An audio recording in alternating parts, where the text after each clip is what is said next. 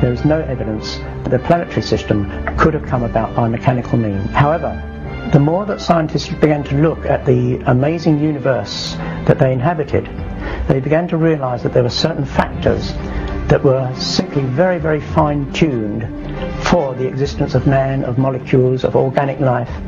And the more they looked, the more they realized that we are in effect on really quite a knife edge, and there are many, many indications that this universe has been very specially designed and man is at the very center of it. If we try to model the universe as we know it, as we try to build a mathematical model that reflects what we know, we quickly discover there are thousands of parameters and ratios that if you adjust them even a little bit, life is impossible. We quickly discover that the Earth was a little closer, a little further from the Sun. It's either too warm or too cold. If it turns at a little different speed, if the masses are a little different, it would hold too much or too little atmosphere. As you start trying to model this, you quickly discover that all the parameters involve an incredibly delicate balance. And so they call this the anthropic principle, meaning it's as if everything we know was skillfully designed or balanced for man. The Earth is at a very specific distance from the Sun, and they have calculated that if we were only 5% closer, the water would boil off from the oceans. If we were just 1% further away, then the oceans would freeze. And that gives you just some idea of what sort of a knife edge we are on. The surface gravity of the Earth is exactly where it needs to be. More, you have too much atmospheric pressure, less, you don't have an atmosphere. The thickness of the crust is critical, the rotation period of the Earth, the gravitational interaction between the moon, strangely enough, all these contribute to what makes life possible. And so they call that the anthropic principle, which collectively is an overwhelming argument for a designer. Scientists don't like to acknowledge that because a designer implies accountability. That the Earth was fine-tuned for the existence of life is no surprise to creation scientists. The Bible declared this fact thousands of years ago. In Isaiah we read, "For thus says the Lord, who created the heavens, who is God, who formed the earth and made it, who has established it, who did not create it in vain, who formed it to be inhabited." Physicist and Nobel laureate Arno Penzias stated in 1992, "Astronomy leads us to a unique event, a universe which was created out of nothing, one with the very delicate balance needed to provide exactly the right conditions required to permit life, and one which has an underlying, one might say, supernatural plan."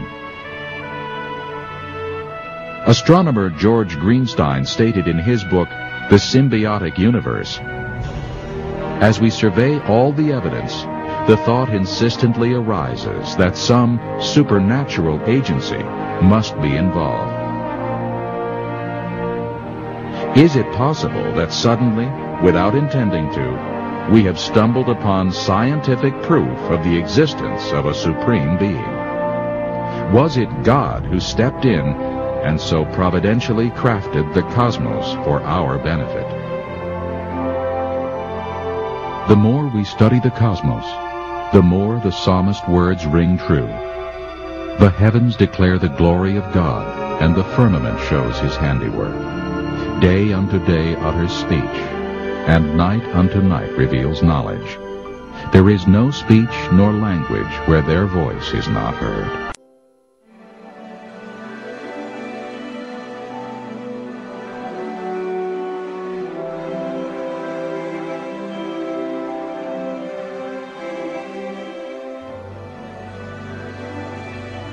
If simple water molecules that form ice crystals exhibit magnificent structure, consider the design ingenuity behind large, complex molecules, such as DNA.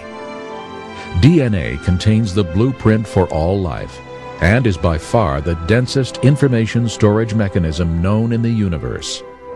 For example, the amount of information contained in a pinhead volume of DNA would fill a stack of books 500 times higher than from here to the moon. The program code and design of such an incredible system indicates a supremely intelligent designer.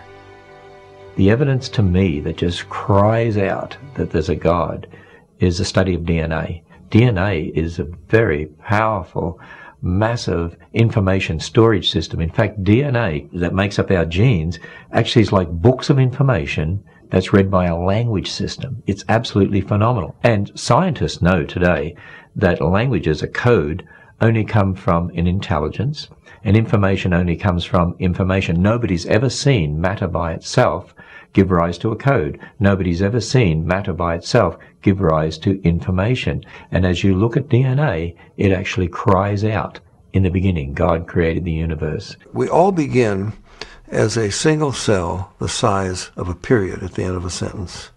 How does that cell know how to build a body with 100 trillion cells in it, thousands of different kinds, and each one of them is so complex, nanochemical machinery beyond our comprehension how it works.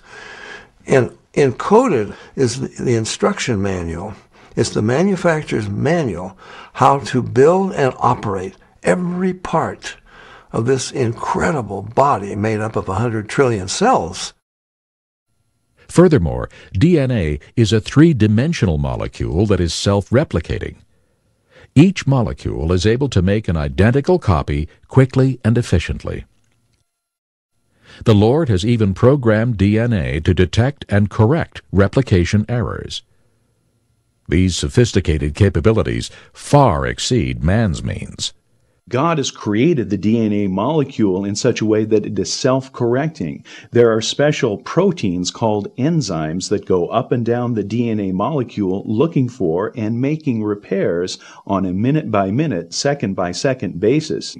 God created us with a DNA code that actually has what we call editase or editorial type enzymes. Just as an editor reads a newspaper or a book looking for mistakes, so God has created special enzymes that go up and down our DNA molecule, repairing the mistakes in ways that are unbelievably complex. There are many examples in creation of things that demonstrate the biblical God. One would be in our very DNA. Our DNA has information in it. And there is a whole field of scientific study called information science, which studies how information originates, how it's transmitted, and so on. And one of the laws of information science says that information never originates by itself in matter, never spontaneously comes about. Anytime we trace the copying of information back to its source, it always comes back to a mind. And since we have creative information in DNA, that tells me that DNA comes from intelligence. It's not something that could possibly come about through millions of years of mutations and natural selection. That just won't work. Yet even the DNA molecule is simple compared to cells. All life consists of cells, and each cell functions as a miniature city. When we consider that a human body consists of trillions of cells working together as one unit, we should be in humble awe of our Creator's intimate care and perfect wisdom.